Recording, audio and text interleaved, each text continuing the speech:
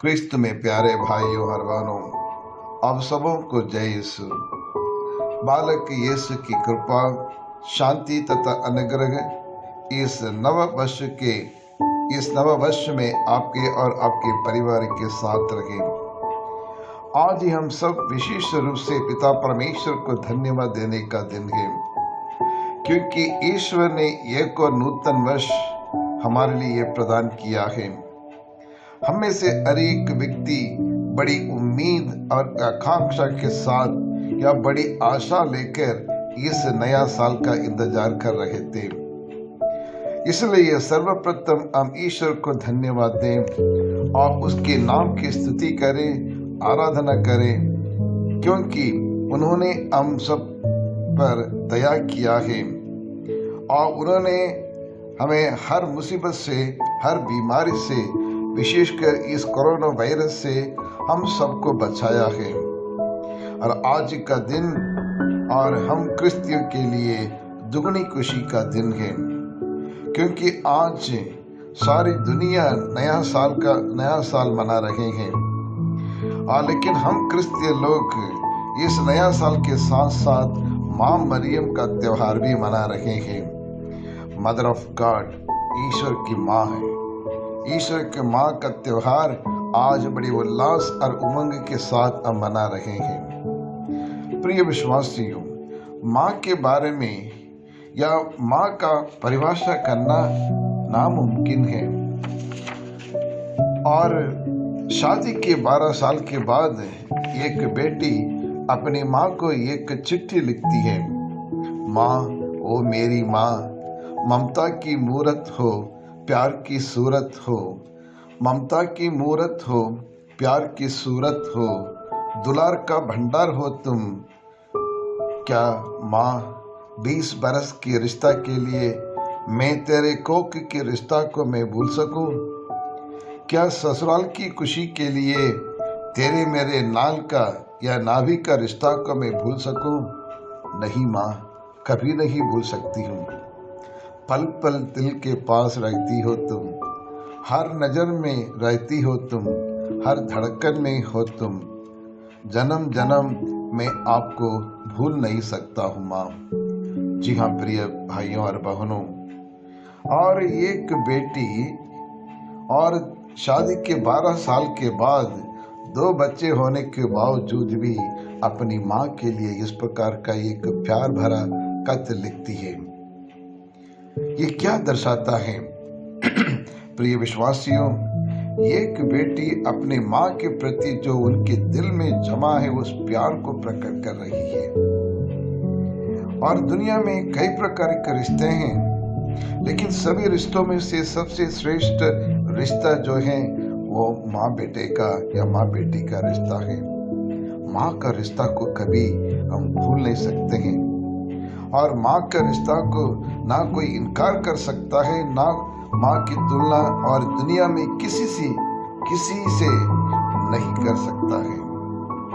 यह तो इस संसार की माँ है, लेकिन इससे भी बढ़कर ऐसी एक माँ का पर्व मना रहे हैं जो सारी मानव जाति की माँ है, ईश्वर की माँ, प्रभु यीशु की माँ, जिन्हें दुनिया आदर करती है, मानती है, सम्मान करती है।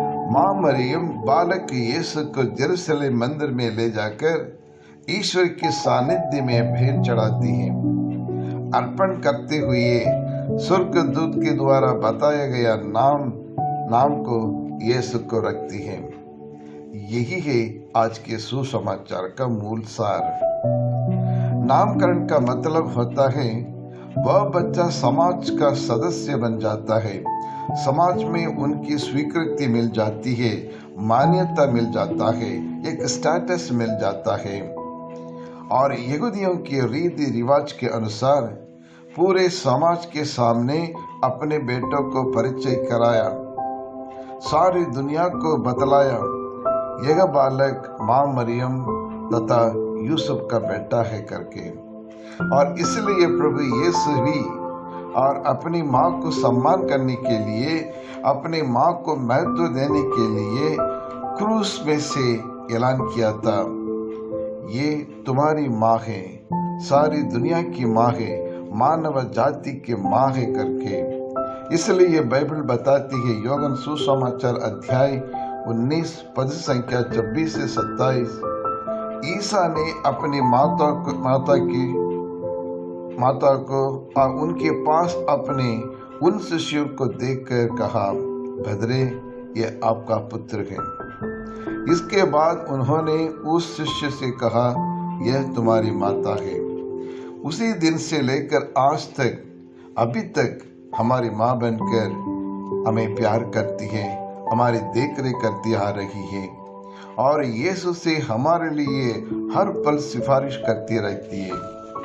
पापियों को मन फिराव के लिए नित्य प्रार्थना करती रहती है और उसी का पर्व आज हम इस नूतन वर्ष में मना रहे हैं। जी हाँ, कृष्ण में प्यारे भाई और बहनों, हमारे दैनिक जीवन में अक्सर हम सुनते हैं, माँ बाप का आदर करना, माँ बाप का सम्मान करना तथा माँ का कहना मानना चाहिए। प्रभु यीशु ने भी वही किया। काना का विवाह में जो मरियम ने कही थी, उस बात को तुरंत उन्हें सुना और उसका पालन किया है। और यूहन्ना सुसमाचार अध्याय 2:5 में हम इसको पढ़ सकते हैं, वह जो कुछ कहता है उसे करो। जी हाँ, कृष्ण में प्यारे भाई और बहनों, माँ मरियम को ईश्वर की माँ का पद मिला है। माँ मरियम ईश्वर की माँ बनने का पद कैसे मिला है? लूका सुसमाचार अध्याय 1 पद संख्या 43 बताता है कि मुझे यह सौभाग्य कैसे प्राप्त हुआ है कि प्रभु की माता मेरे पास आई है। और यूहन्ना सुसमाचार अध्याय 1:14, शब्द ने शरीर धारण कर हमारे बीच निवास किया। मनुष्य धारण करके अपने बेटे को सारी मानव जाति के लिए माँ मरियम ने दे दी थी। इसीलिए माँ को मानव जाति का माँ कहा जाता है। और इब्रानी के नाम संत पौलुस का पत्र अध्याय 10 और पद संख्या 9 में कहता है, मैं तेरी इच्छा पूरी करने आया हूँ। उसी प्रकार माँ मरियम ने भी और ईश्वर की योजना तथा प्रभु यीशु की इच्छा को पूरी की और प्रभु यीशु के हर वचन को ने पालन किया। इसलिए माँ मरियम कलीसिया की माँ बन गई है। जी हाँ, कृष्ण में प्यारे भाई और बहनों, आज वही माँ मरियम हम सबों को मार्गदर्शन दे रही है। दुख तकलीफ में हमारे दुखों को हराती है, पापियों के सहारा बन जाती है, अनाथों को और उसको माँ बन जाती है। दुनिया की बुरी शक्तियों तथा शैतान की शक्तियों से लड़ने के लिए एक वीर माता बनकर हमें साहस एवं धैर्य से हमें भर देती है, हमें उत्साह से भर देती है। तो आइए आज की इस दिन पावन दिन में हम माँ मरियम के द्वारा प्रभु से हम प्रार्थना करें, हमारे परिवार के लिए इस नूतन वर्ष में जो कुछ हम करने जा रहे हैं, हर काम में सफलता प्रदान करने के लिए माँ मरियम के द्वारा प्रभु यीशु से हम प्रार्थना करें। हे पिता परमेश्वर, हम आपको धन्यवाद देते हैं प्रभु, इस नव वर्ष में देने के लिए, हमारे सारे सपनों को साकार करने के लिए प्रभु हमें आशीष दे। बड़ी मात्रा में अनुग्रह, आशीष और समाधान, शांति हमारे परिवार में दे प्रभु। परिवार के जीवन में सुख पाने के लिए, एकता पाने के लिए आप हमेशा हमारे साथ रहे प्रभु। आज सारी दुनिया और इस कोरोना वायरस के दूसरे वेव के बारे में बात कर रही है, लेकिन जब तक आप हमारे साथ रहते हैं प्रभु, हमें कुछ नहीं हो सकता है।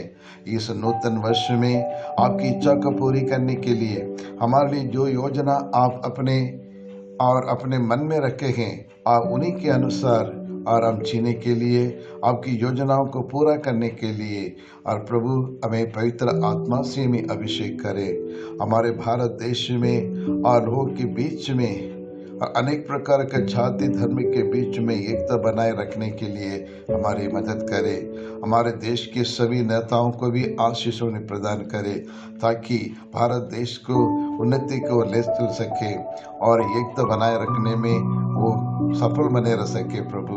हमें से हर एक व्यक्ति को, हर एक परिवार को आप एक नई आशीष, अनुग्रह हमें प्रदान करें, ताकि हम आपके योग्य पुत्र पुत्रियां बनकर और आपके लिए जी सके और हमारे भाई बहनों की उन्नति के लिए हम एक दूसरे को मदद कर सके। यही प्रार्थना करते हैं हमारे प्रभु क्रिस्त के द्वारा। आमीन।